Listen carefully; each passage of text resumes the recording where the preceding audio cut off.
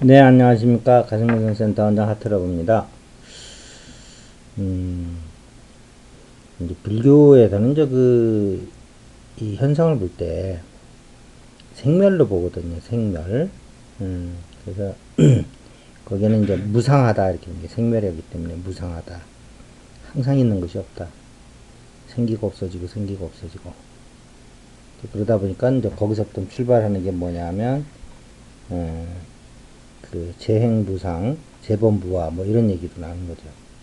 모든 행하는 것은 무상하고 제 법은 거기에 아라고 하는 실체가 없다. 다만 생멸하는 현상만 있을 뿐이다. 그래서 이제 불교에 이제 삼법인이라는 게 나오죠.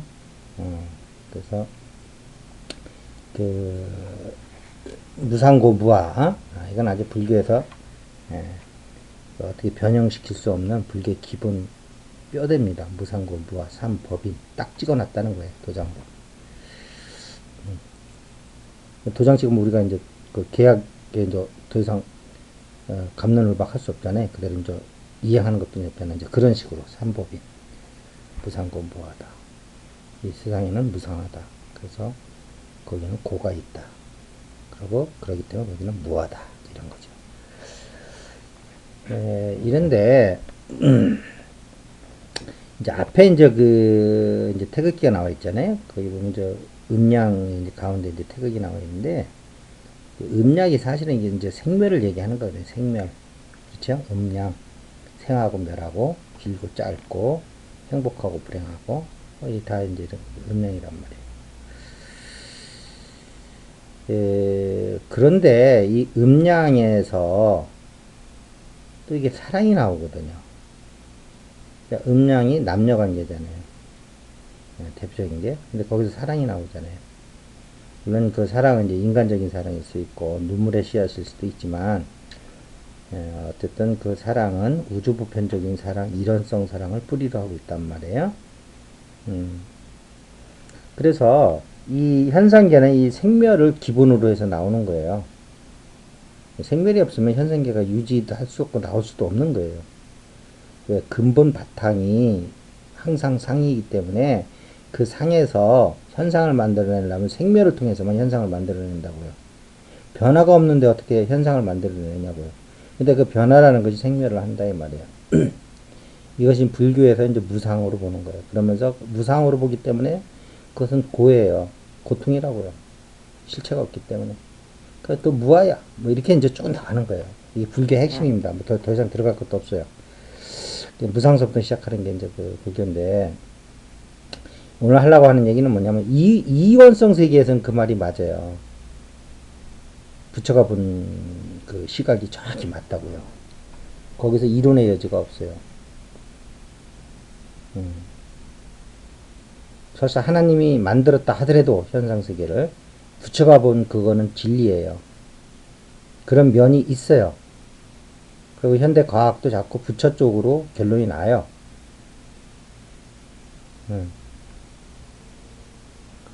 그래서 이제 현대 과학까지 들어가면 너무 얘기가 길어지니까 여러분들이 또 그쪽으로 많이 공부하신 분도 있을 테니까 하여튼 기본적으로는 이제 불교 쪽으로 많이 기울어지고 있죠. 현대 저기 이제 과학이라는 것이. 그런데 이게 이론성 가면 이 음양이 전혀 다른 각도에서 생멸로 나타나는 게 아니고 이런 이원성 세계에서는 생멸로 나타나는데 이론성 세계에서의 음양이라는 것은 사랑으로 나타난다는 거예요. 여러분 이걸 놓치면 안 돼요. 불교의 심취에서 이 생멸로 보기 시작하면 이론성 세계에서는 이 음양이 이원성 세계에서는 생멸로 나타나는데 이론성 세계에서는 사랑으로 나타난다는 걸 놓치면 50%를 놓치고 이 세상을 보는 거예요. 나머지 50%로 이 세상을 해석하는 거라고요. 근데 그것이 맞게 느껴지는 건 뭐냐면 이원성 세계에서는 그게 맞는다는 거예요. 근데 이론성 세계에서는 그 생멸이라고 하는 것이 이제 음양에서 나오는 건데 음양이 이원성 세계처럼 생멸로 나타나는 게 그래서 무상한 것처럼 느껴지는 게 아니고 이 음양이 사랑으로 나타난다는 거예요. 그러니까 즉 현상이 나타나려면 음양으로 나타나야 되는데 끝없는 생멸로 나타나야 되는데 그것이 이론성 세계에서는 사랑으로 드러난다는 거예요. 이거 참 중요한 얘기입니다. 그리고 기본적으로 차이가 있어요. 뭐가 있냐면 현상 세계에서 무상고무하든지 무상하다는 얘기는 그거는 이 세상을 이루는 아시겠죠? 이 세상을 이루는 입장에서 보는 거예요. 이 세상을 이루는 벽돌, 최소 근본적인 벽돌 입장에서 보면 그게 맞아요. 그런데 이것을 입자가 아닌 에너지 차원에서 보면 이거는 사랑으로, 이론성 세계에서는 사랑으로 되는 거예요. 그러니까 이론성 세계에서는 입자의 세계고요. 이론성 세계는 이제 파동의 세계, 에너지의 세계인데 여기서는 사랑으로, 사랑의 힘으로 나타난다는 거예요. 여러분들이 이효성 세계에서 있으면 불교가 맞다고 아주 확신을 하기는 거죠. 사실이 또 그러니까. 근데 여러분들이 이론성 세계, 가슴으로 들어오면, 머리가 아닌 이원성 머리에서 되는데 이론성 가슴으로 들어오면 여러분들이 이것이 사랑으로 변한다는 걸 아셔야 돼요. 그럼 사랑이라는 건 뭐냐? 여러분들이 사랑으로 머물 때, 즉 이원성 세계에서의 입자들을 이 사랑이 지휘를 해요. 아시겠습니까? 전혀 다른 얘기죠, 벌써 이제. 그 입자의 세계가 생멸한다고 이제 거기서 무상고무화가 나온 건데, 그 입자, 생멸하는 입자를 지휘하는 게 이론성 세계에서의 사랑이라고요. 그러니까 우리가 사랑으로 머물면 입자의 세계까지 영향을 미치는 거예요. 그러니까 예수 같은 기적이 나오는 거라고요. 아시겠습니까? 그러니까 생멸에 우리가 노예가 되는 게 아니고 생멸을 가지고 이 세상을 사랑으로 이끌어 나갈 수 있는 조화로움을 이끌어낼 수 있는 힘이 생기는 거예요. 생멸에 구속당하는 게 아니고 생로병사 뭐 이래가지고 인간이 뭐 한없이 그 가치가 떨어지는 게 아니고 사랑으로 생로병사까지도 극복할 수 있다는 게 원래 예수의 그분이 보여주고자 했던 진리라고요. 근데 그 사랑이라는 거는 우리가 생각하는 저는 이원성적인 사랑이 아니고 이론성의 음양에서 나오는 사랑의 힘인 거예요. 근데 음양에서 나오는 이 사랑의 힘이 이원성 세계로 가면 이제 입자로 변하는 거예요. 그러면서 생멸로 변하는 건데, 자, 그런데 이제 아까 얘기했죠. 이걸 반드시 기억하셔야 됩니다. 이론성의 사랑이 이원성 세계에서 입자로 변한 거를 결국은 같은 거거든요. 이원성으로 내려가면 입자로 변해요. 사랑이.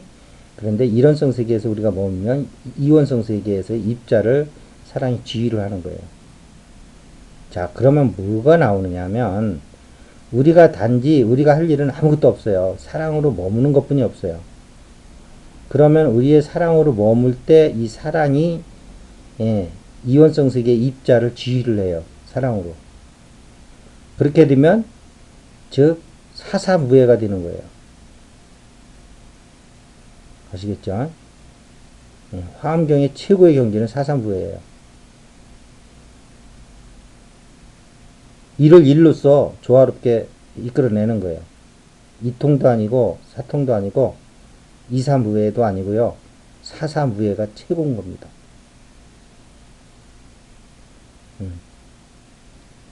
사람들 보면 이치에 깨달은 사람 뭐 여러 가지 있을 수는 있는데 일을 가지고 틀어버리는 사람은 없다고요.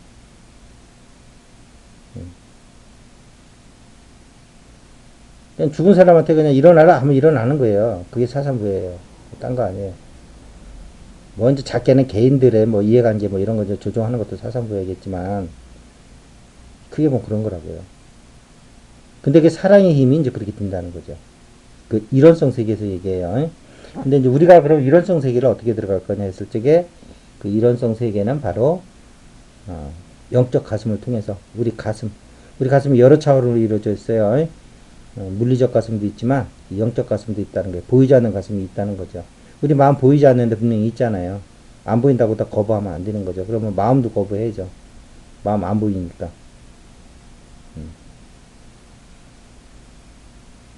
뭐좀 더 깊게 들어가면 우리 마음이 이제 뭐 뇌파로 찍으면 뭐 뇌파로는 안다 그러는데 그것도 사실은 마음의 물리적 현상이고요. 더 들어가면 마음은 뇌파 이전의 문제예요, 사실은. 음. 자, 그래서 우리가 이러한 그 현상을 보는 눈을 불교적인 면에 플러스 그걸 없애라는 거 아닙니다. 그 당연히 그런 이현성 세계에서는 그런 부분이 있기 때문에 이렇게 이제 부처라는 성자께서 당연히 이제 각자께서 이렇게 말씀을 하신 부분이 있는 거고요. 그러나 이론성으로 가면 예수가 말한 그런 사랑이 타동에서 입자로 변한 그 입자를 지휘하는 힘이 있단 말이에요. 사랑의 힘이. 물론 사랑이 인간끼리의 관계도 조화롭게 하지만 이 우주를 아시겠죠? 조화로움 속으로 계속 묶어두고 있는 것이 사랑이에요. 근데 우리가 그 사랑의 의식 상태로 들어가면 그러한 힘이 나온다는 거죠. 자, 그래서 제가 오늘 얘기하고자 하는 거는 불교 플러스 이론성 세계에서는 음양이 즉 생멸이 사랑으로 그런데 이온성 세계에서는 음양이 생멸로 나타난다. 그런데 이론성 세계에서는 음양이 사랑으로 나타난다. 요거를 두 가지를 다 알 때 이 세상이 보이는 거지 불교적 안목으로만 봤을 때는 허무하기 짝이 없는 거예요.